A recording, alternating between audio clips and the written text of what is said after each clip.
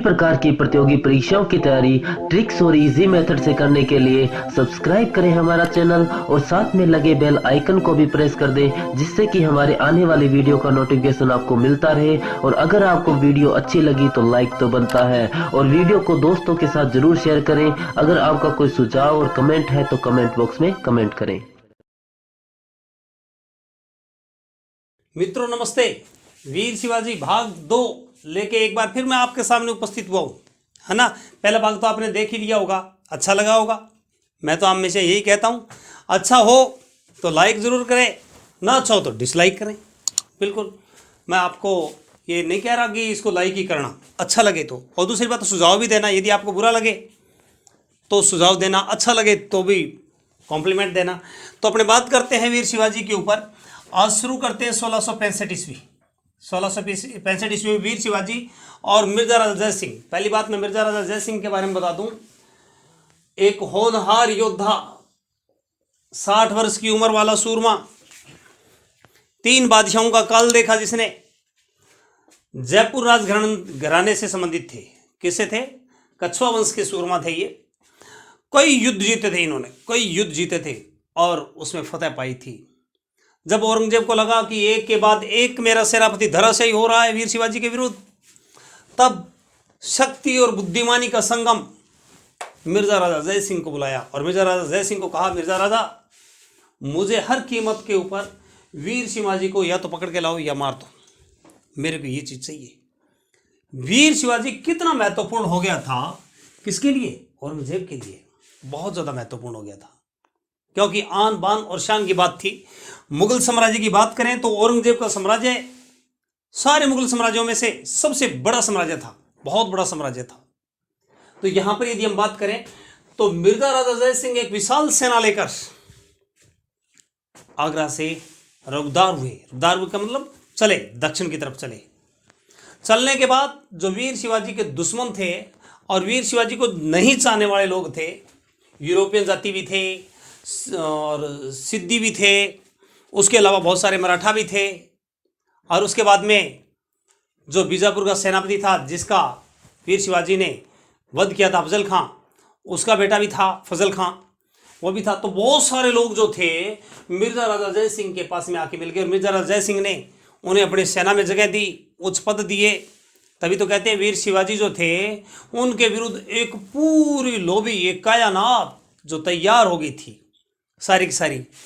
तो वीर शिवाजी घिर गए थे, तो पुरंदर के पास जंगलों के अंदर चारों तरफ आग लगा दी गई, आसपास का क्षेत्र उजाड़ दिया गया। वीर शिवाजी घिरने के बाद उनको मजबूर कर दिया गया कि वो मिर्जा राजा जय सिंह के अधीनता स्वीकार करें। 3 महीने के अंदर बहुत तंग हुए वीर शिवाजी और उन्हें पुरंदर की संधि करनी पड़ी। कौन सी संधि करनी पड़ी थी? पुरंदर की संधि। दोस्तों ये पुरंदर की संधि बहुत इंपॉर्टेंट है आपके फर्स्ट ग्रेड के लिए। इसमें से प्रश्न 100 में से 100% आ सकता है, बहुत इंपॉर्टेंट है। पहले आपको बता दूं जानकारी के लिए कि वीर शिवाजी के पास में कुल 35 किले थे। कितने किले थे? 35 किले थे और 5 लाख हुण उनकी कमाई थी, क्योंकि मराठों की जो मुद्रा थी वो हुण थी और 5 लाख हुण उनकी कमाई थी 35 किलों की, उसमें रायगढ़ भी था। इस संधि के द्वारा जब समझौता हुआ तो इसमें पहला जो समझौता हुआ उसमें लिखा गया कि 23 किले जो 4 लाख हुण वार्षिक वाले जो होंगे वो औरंगजेब को या मुगलों को देने पड़ेंगे, वीर शिवाजी उनको देगा। दूसरी तरफ 12 किले जो ओनली 1 लाख हुण वाले, जिसमें रायपुर भी है, वो सिर्फ रख पाएगा कौन? वीर शिवाजी। संधि होगी। दूसरी संधि ये हुई कि यानी कि पहले मैं 2 बता दी मैंने इकट्ठी, एक तो 12 किले प्लस 1 लाख हुण की मुद्रा वाले ही वो रख पाएंगे, और दूसरा 23 किले और 4 लाख हुण वाली वार्षिक जो मुद्रा वाले हैं वो किसको देने पड़ेंगे? औरंगजेब को। तीसरी, अब 5,000 घुड़सवारों के साथ औरंगजेब जो है, वीर शिवाजी है, उनके जो पुत्र है संभाजी को मुगल दरबार में उपस्थित होना होगा। यानी कि जो संभाजी थे, वीर शिवाजी के बेटे थे, उनको 5,000 की जो सेना लेके और मुगल दरबार में उपस्थित होना होगा। तीसरा, बीजापुर जब जीतने के लिए मुगलों की सेना जाएगी तो वीर शिवाजी उनका पूरा साथ देंगे, पूरी तरह से, तन मन धन से पूरी तरह से सहयोग करेंगे, साथ देंगे। ये तो थी मुख्य मुख्य 4 शर्तें। मैंने लिखी 3 ही है, एक मैंने ओरल में बता दिया आपको, है ना, कौन सी, 12 किले और जिसकी 1 लाख खून मुद्रा वाली वो। लेकिन उसके बाद में सबसे जो महत्वपूर्ण प्रश्न बनता है, ये मैंने 4 नंबर पर लिख रखा है इसको, ये अति महत्वपूर्ण है। ये संधि की शर्त बाद में जुड़ी थी, गाइड वगैरह के अंदर ये लिखा नहीं होता, लेकिन मैं बता देता हूं, ये संधि की शर्त बाद में जुड़ी थी। इसमें क्या लिखा था कि बीजापुर के पास में कोकण और बालाघाट थे, और कोकण की जो इनकम थी 4 लाख खून वार्षिक, और जो बालाघाट है उसकी कमाई थी 5 लाख खून वार्षिक थी। कितनी थी? 5 लाख खून वार्षिक थी। वीर शिवाजी ने मुगलों को कहा कि एक काम करो, मेरे को ये जीतने दो, मैं अपने दम पर जीतूंगा, मेरा खर्चा लगेगा, मेरी सेना होगी, मैं इसको जीतूंगा, और मैं 13 साल के अंदर मुगलों को 40 लाख खून दे दूंगा। 40 लाख मुगलों के लिए बड़ी ही पॉजिटिव बात थी, इसमें बहुत बड़ा प्रॉफिट था। उन्होंने बहुत जल्दी हाँ भर दी उसके बदले में, क्योंकि जीतेगा भी कौन उस एरिए को? बीजापुर से जीतेगा कौन? वीर शिवाजी। एक तो इससे ये फायदा हो जाएगा मुगलों को कि बीजापुर बिल्कुल कमज़ोर हो जाएगा, उसकी रीढ़ की हड्डी है वो टूट जाएगी एक तरह से, क्योंकि कोकण उनके हाथ से निकल जाएगा तो बालाघाट। और दूसरी तरफ मुगलों को यह लाभ हो रहा था कि 40 लाख खून, थोड़े नहीं होते 40 लाख खून, 13 साल के अंदर किस्तों में चुकाने पड़ेंगे, और इसके अंदर जो नुकसान होगा तो वीर शिवाजी का होगा। दोनों तरफ यदि इधर नुकसान होता है तो वीर शिवाजी का, उधर होता है तो किसका? बीजापुर का। मुगलों के दोनों हाथों में लड्डू थे और वो चाहते थे ये ठीक है। तो ये जो संधि की शर्त है ये कभी भी पूछी जा सकती है, आज तक पूछी नहीं गई है वीरों।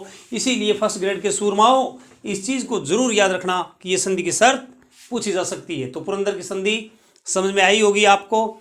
इस प्रकार 3 महीने के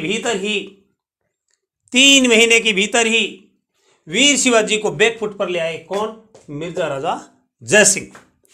और लाने के बाद में आगे क्या घटनाक्रम हुआ, किस प्रकार वीर शिवाजी जो थे, वीर शिवाजी औरंगजेब से मिलने के लिए आगरा पहुंचते हैं, कैसे जाते हैं और क्या घटनाक्रम होता है, मैं इसको साफ कर दूं फिर बताता हूं। हाँ तो दोस्तों बात करते हैं कि वीर शिवाजी पहुंच जाते हैं कहां पर? आगरा। और कैसे पहुंचते हैं? 66 के अंदर। वीर शिवाजी को मिर्जा राजा जय सिंह ने आश्वासन दिया कि मेरा पुत्र है वहाँ पर राम सिंह, और वो तुम्हारी सुरक्षा के अंदर लगा रहेगा और उनके प्राणों के ऊपर कोई भी संकट नहीं आएगा, और आप आगरा के अंदर औरंगजेब के दरबार में उपस्थित हो जाओ। तो वहाँ पर औरंगजेब के दरबार में उपस्थित हुए, लेकिन वहाँ पर जब दरबार की व्यवस्था देखी और दरबार के अंदर जो औरंगजेब के सेनापति वीर शिवाजी से हार के आए थे वो तो अग्रिम पंक्ति में खड़े थे, और जो वीर शिवाजी थे उनको पिछली पंक्ति में खड़े कर दिए। उनके प्रति ये भेदभावपूर्ण रवैया और उनको जो तिरस्कृत करने का जो रवैया था औरंगजेब का, वो उनको पसंद नहीं आया और वो दरबार छोड़ के बाहर आ गए। तो राम सिंह को भेजा औरंगजेब ने, पता करो क्या बात है। तो उन्होंने पता करके आए, वापिस आके कहा जी इनकी तबीयत खराब है। तो बोला कि चलो ठीक है, उनको जयपुर भवन में ठहरा दो। तो जयपुर भवन में के अंदर एक तरह से नज़रबंद कर दिया वहाँ पर वीर शिवाजी को। नज़रबंद करने के बाद में वीर शिवाजी समझ गए कि अब स्थिति खराब है और ये किसी प्रकार का भी दंड दे सकते हैं। और फिर औरंगजेब ने, माना जाता है कि प्लान भी बनाया था कि इनको यहाँ से दूर बाहर भेज के और वहाँ पर इनकी जीवन लीला है वो समाप्त कर दी जाए। लेकिन जो वीर शिवाजी थे वो अपने आसपास के वातावरण को अपने पक्ष में करने के लिए बड़े माहिर माने जाते थे और वातावरण को अपने अनुकूल कर लेते थे। वातावरण के अनुकूल न ढल के उसको अपने अनुकूल कर लेते थे, और उसी श्रेणी के अंदर आसपास के जो वहाँ पर गार्ड लगाए हुए थे सबको अपनी तरफ कर लिया, कैसे भी किया हो। और उसके बाद में अपनी बीमारी का बहाना बना के रोजाना दान दक्षिणा दिया करते थे। और फिर एक दिन अपने जो एक चचेरे भाई थे जिनका नाम था हीरोजी, उनको बुलाया, और हीरोजी को बुला के जो देखने के अंदर वीर शिवाजी जैसे ही थे, और हीरोजी जब मिलने आए और मिल के और जब वहाँ रुके तो वीर शिवाजी और जो उनके बेटे संभाजी थे वो टोकरियों में बैठ के, फलों की टोकरियों में बैठ के और बाहर निकल गए। और जब थोड़ी देर बाद के अंदर हीरोजी ने वहाँ पर जो लगे हुए तैनात कर्मचारी थे, वहाँ पर सैनिक थे, उनको कहा कि वीर शिवाजी की जो स्थिति है बहुत ख़राब है, आप उनको डिस्टर्ब नहीं करें और वो अंतिम सांसों पर है। लेकिन जब काफ़ी टाइम बीत गया तो सैनिकों ने मन में सोचा हो सकता है कि वो पूरे हो गए हों, लेकिन अंदर जाके देखा तो वहाँ पर कोई भी नहीं थे। 24 दिन की यात्रा करके मथुरा वृंदावन होते हुए और वीर शिवाजी दक्षिण के अंदर पहुँच गए। दक्षिण में पहुँचने के बाद में अपने खोए हुए साम्राज्य को दोबारा प्राप्त करने का प्रयास किया, उसमें कुछ हद तक उन्होंने सफलता भी पाई। लेकिन उसके बाद वीर शिवाजी का बहुत सारा जो धन था उसका नुकसान हो चुका था और संधि की शर्तों के द्वारा वो पहले ही बहुत कुछ अपना खो चुके थे। उसके बाद में लड़ाई करने की स्थिति में नहीं थे। दूसरी तरफ औरंगजेब की बात करें, वो भी उत्तर पश्चिम भारत के अंदर विद्रोह के अंदर उलझा हुआ था। वो भी वीर शिवाजी के साथ झगड़ना नहीं चाहते थे। इसीलिए 1668 ईस्वी के अंदर दोनों के बीच में समझौता हो गया। कब हो गया? 1668 के अंदर दोनों के बीच में समझौता हो गया, क्योंकि वीर शिवाजी भी समझौता चाहते थे और औरंगजेब भी चाहते थे। तो जो औरंगजेब था, औरंगजेब ने वीर शिवाजी को राजा की उपाधि दी। किसकी उपाधि दी? राजा की उपाधि दी। ये प्रश्न आ सकता है कि संधि दोनों के बीच में कब हुई? 1668 के अंदर हुई। और चाकण दुर्ग दिया वीर शिवाजी को। कौन सा दुर्ग दिया? चाकण दुर्ग दिया। और उसके बाद में वीर शिवाजी ने अपने पुत्र को संभाजी के दरबार में भेज दिया। 5000 सैनिकों सहित मुगल दरबार के अंदर उपस्थित होने के लिए भेज दिया। तो वो वहां पर चले गए। लेकिन थोड़े समय बाद दोनों के बीच में फिर मनमुटाव हो गया। किसके बीच में? औरंगजेब और वीर शिवाजी के। जो औरंगजेब वीर शिवाजी से और धन ऐंठना चाहता था, लेकिन और उसके मन में अब ये भावना आ गई तो मैं संभाजी को कैद कर लूं। तो कैद करने से पहले ही संभाजी जो थे उनको वीर शिवाजी ने वापस बुला लिया। और वापस बुलाने के बाद में उन्होंने मन में सोचा कि अब सबक सिखाया जाए, औरंगजेब को सबक सिखाया जाए। इसीलिए जो सूरत था उसको 1670 में जी भर के दूसरी बार लूट लिया। इससे वीर शिवाजी की ख्याति चारों तरफ और बढ़ गई। उसके बाद के अंदर 15 जून 1674 को, बहुत इंपॉर्टेंट समय है ये, 15 जून 1674 ईस्वी के अंदर वीर शिवाजी को एक भगोड़ा या एक विरोधी जागीरदार मानता था औरंगजेब। इसीलिए वीर शिवाजी ने अपने आप को एक राजा स्थापित करने के लिए, एक शक्तिशाली बराबर की टक्कर साबित करने के लिए 15 जून 1674 ईस्वी को रायगढ़ में राज्याभिषेक करवाया। बनारस के पंडित थे गंगा भट्ट, उनके द्वारा। तो बताते हैं कि इसके अंदर अलग अलग नदियों से पानी मंगाया गया और वहां पर राज्याभिषेक करवाया गया। वेद मंत्रों के द्वारा उच्चारण किया गया। यहाँ पर गंगा भट्ट जो थे उन्होंने इनको कहाँ का वंशज बताया था? मेवाड़ के सिसोदिया वंशज भी बताया था इनको। और यहाँ पर बड़े रंगचाव से, और ये 1674 ईस्वी के अंदर राज्याभिषेक हुआ। रायगढ़ को उन्होंने राजधानी बनाई। किसको बनाई? रायगढ़ को राजधानी बनाई। और इस स्थान के ऊपर छत्रपति की उपाधि धारण की। कौन सी उपाधि धारण की? छत्रपति की। ये राजस्थान के अंदर कांस्टेबल पेपर में शायद एक बार प्रश्न आया हुआ है। उसके बाद में मुगल सेनापति, क्योंकि धन बहुत ज़्यादा खर्च हो गया, तो दक्षिण के साइड के अंदर जो मुगल सेनापति थे बहादुर शाह, कौन थे? बहादुर शाह, उसको फिर लूटने का प्लान बनाया वीर शिवाजी ने और फिर उनको लूटा। 1 करोड़ रुपए लूटे उनसे, और 200 उच्च दर्जे के जो घोड़े थे उनको भी लूट लिया। और जो इनका नुकसान तो नहीं कह सकते, पानी की तरह पैसा बहाया था राज्याभिषेक के अंदर, वो इनकी कमी पूर्ति हो गई। उसके बाद इन्होंने कर्नाटक पर हमला किया। वीर शिवाजी ने कर्नाटक पर हमला किया और कर्नाटक में प्रवेश करके जिजी और बेलूर को जीते। किसको जीता? जिजी और बेलूर को जीता था। और उसके बाद में कर्नाटक की जो राजधानी बना दी, किसको बना दी? जिजी। तो यहाँ पर आप दूसरी, यानी कि दूसरी होगी वीर शिवाजी की राजधानी। वैसे राजधानी कौन सी है? रायपुर है। कौन सी है? रायगढ़ इनकी राजधानी थी 74 के अंदर।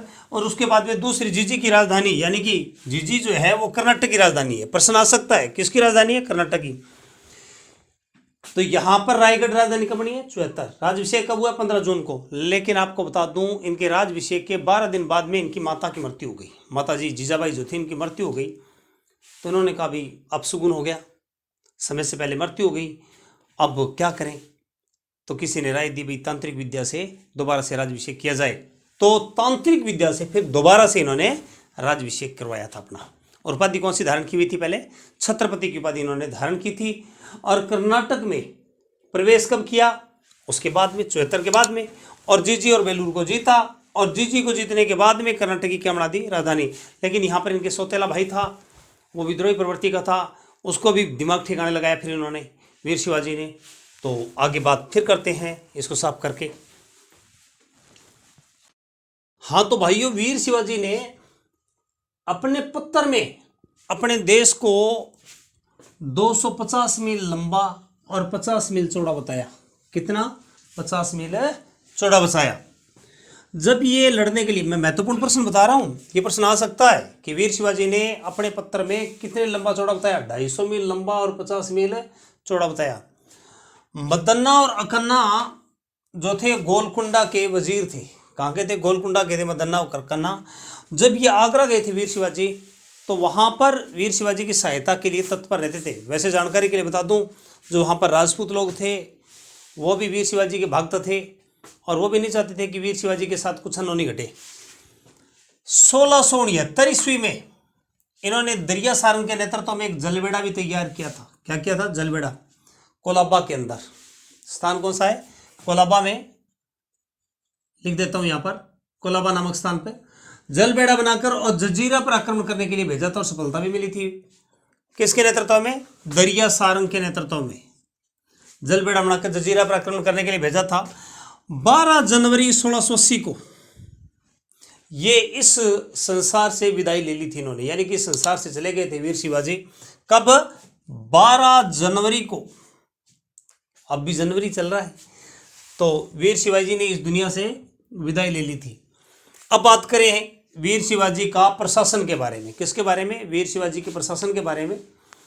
वीर शिवाजी ने अपने आय वसूल करने के लिए, टैक्स वसूल करने के लिए अपने राज्यों को, वैसे तो 3 प्रांत थे वीर शिवाजी के पास में, लेकिन इन्होंने आय वसूल करने के लिए 16 प्रांतों में बांटे।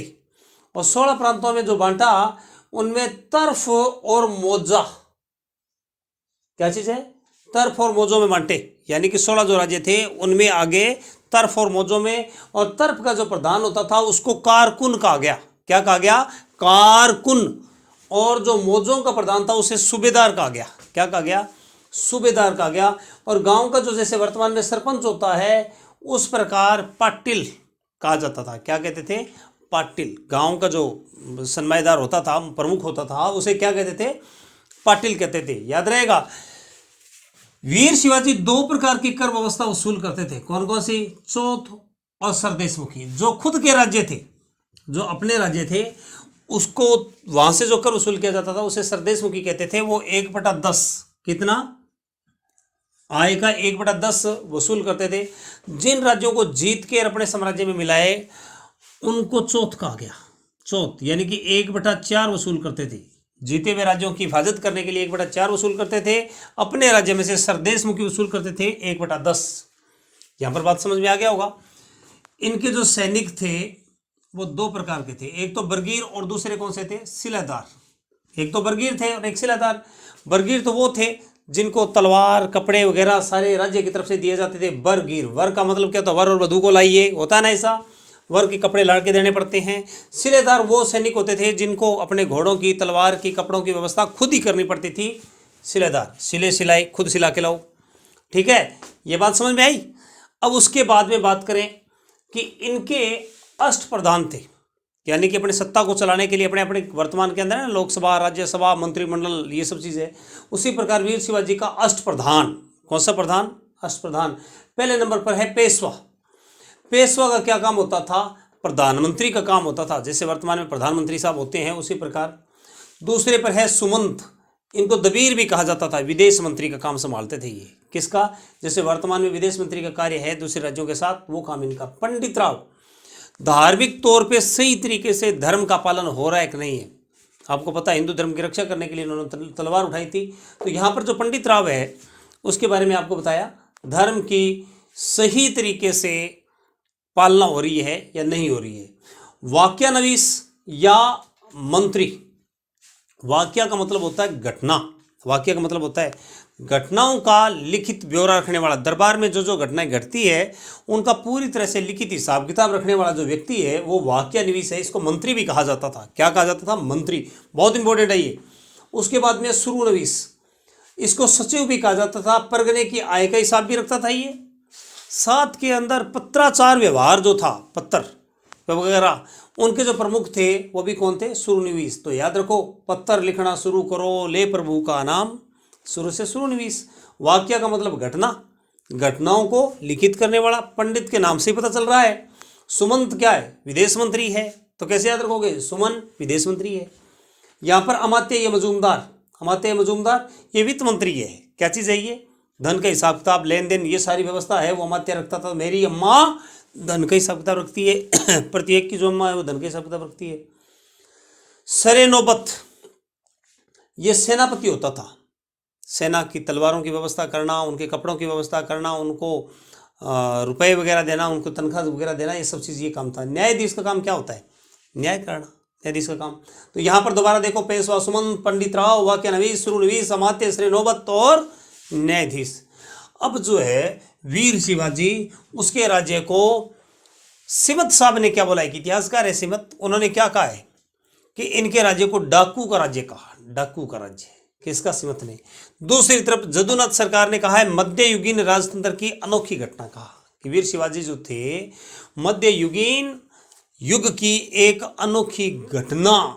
इन दोनों में से ये जो जदुनाथ सरकार वाली बात है ये बहुत इंपॉर्टेंट है वीरों। तो वीर शिवाजी, बरगीर भी समझ में आ गया होगा, सिलेदार भी समझ में आ गया होगा, चौथा सरदेशमुखी भी समझ में आ गया होगा। उसके बाद में गांव के अंदर जो है पाटिल वो भी समझ में आ गए होंगे। वीर शिवाजी पहाड़ी जाति मावली को अपने अंगरक्षक रखते थे। इनके घोड़ों की सेना को पागा भी कहते थे। क्या बोलते थे? घोड़ों की सेना को पागा कहते थे। और अपने अंगरक्षक किसको? मावली जाति के अंगरक्षक रखा करते थे। उसके बाद में जो वीर शिवाजी है उन्होंने जलबेड़ा बनाया। कहाँ पर बनाया? कोलाबा में और दरिया सारंग के नेतृत्व में।